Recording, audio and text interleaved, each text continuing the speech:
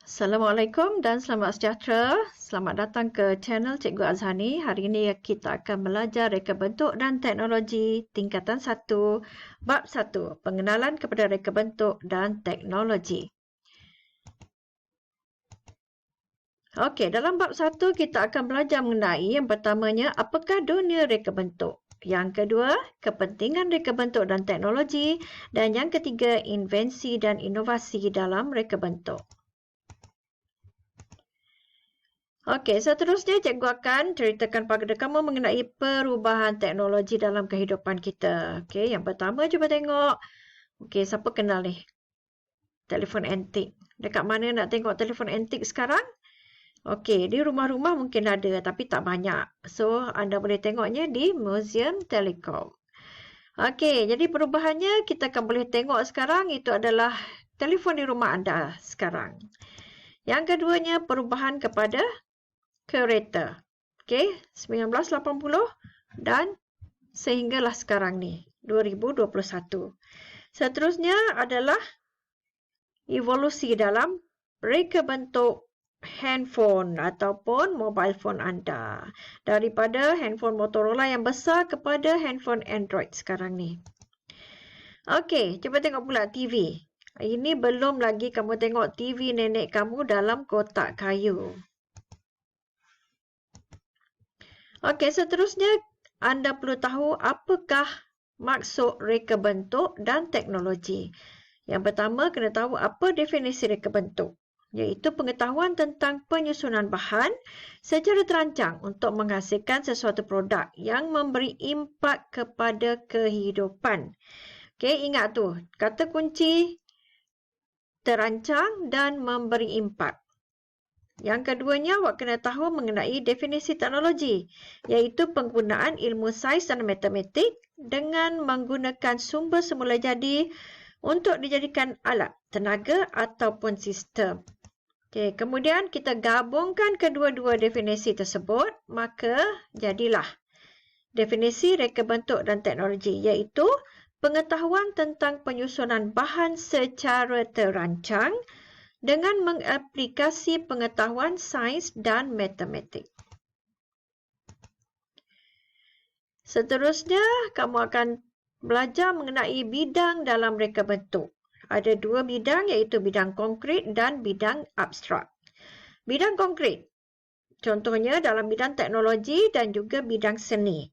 Dalam bidang teknologi, kita ada peralatan, ada mesin, ada pakaian, ada persenjataan.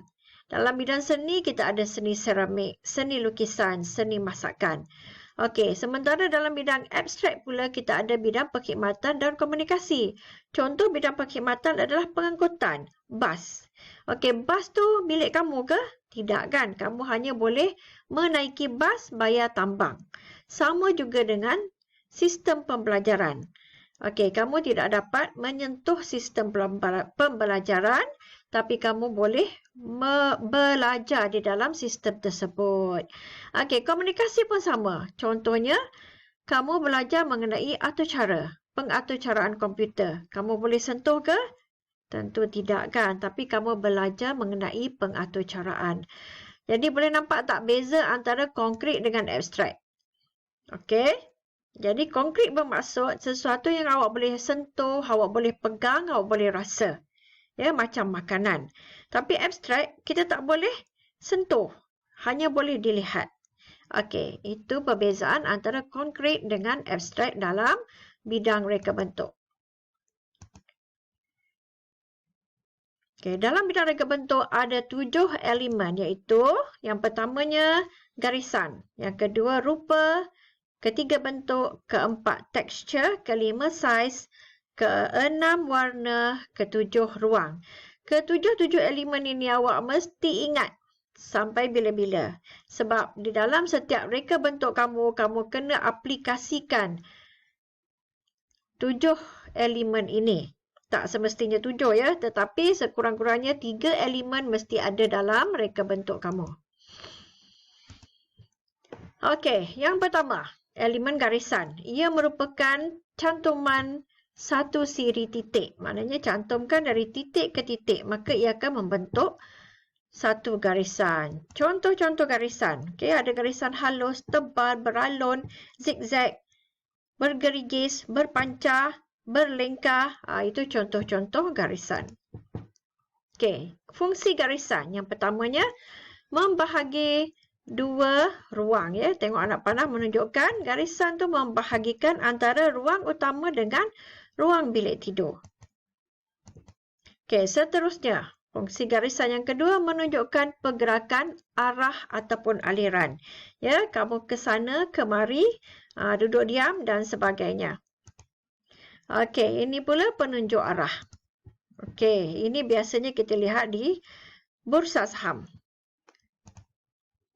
Okey, fungsi yang ketiga adalah menunjukkan perhubungan antara elemen. Okey, tengok ini adalah organ dalaman kamu. Jadi kamu pun dah belajar dalam sains. Jadi fungsi garisan adalah untuk menunjukkan perhubungan. Seterusnya, fungsi yang keempat adalah mewakili ketegangan antara dua titik. Okey, kamu tengok dekat sini. Okey, orang pertama dengan orang kedua.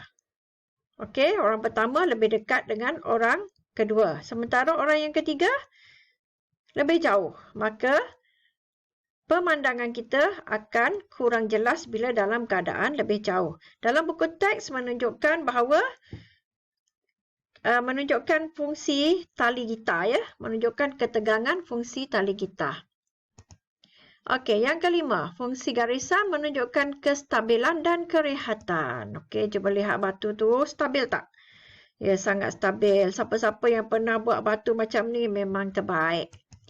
Okey. Ini juga adalah contoh kestabilan dan kerehatan. Maknanya bila keadaan tu stabil, dia tidak rasa ada kecemasan. Okey, fungsi seterusnya adalah menunjukkan keseimbangan. Tengok dua ekor angsa ini, kiri dan kanan mempunyai bentuk yang sama. Okey, ini kita panggil sebagai keseimbangan simetri. Okey, tengok yang kedua. Kamu nampak gambar orang tu? Seimbang tidak? Apa dia? Tak seimbang? Cuba tengok betul-betul. Okey. Baik. Gambar itu, kalau tengok satu persatu, memang nampak tak seimbang sebab satu kaki lurus, satu kaki bengkok. Okey, gambar bukit dekat belakang tu pun satu jelas, satu tidak jelas.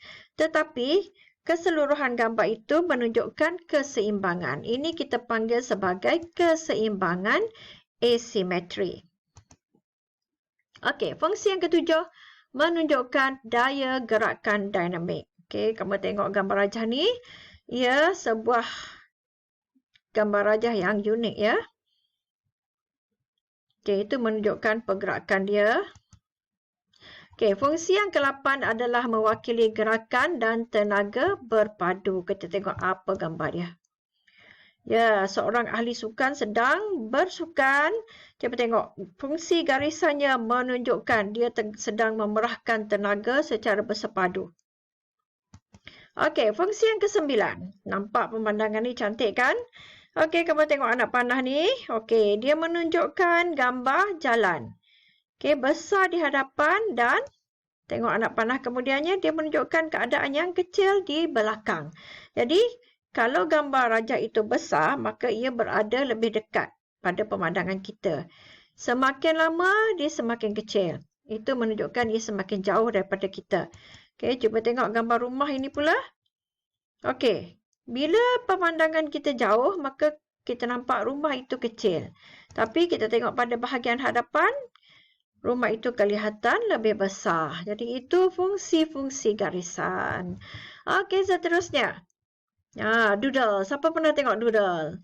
Marilah kita mendoodle. Sebagai kerja rumah, kamu boleh mendoodle ataupun membuat lakaran-lakaran doodle menggunakan garisan-garisan yang telah kita pelajari tadi. Okey, setakat ini dulu. Setakat ini, Assalamualaikum.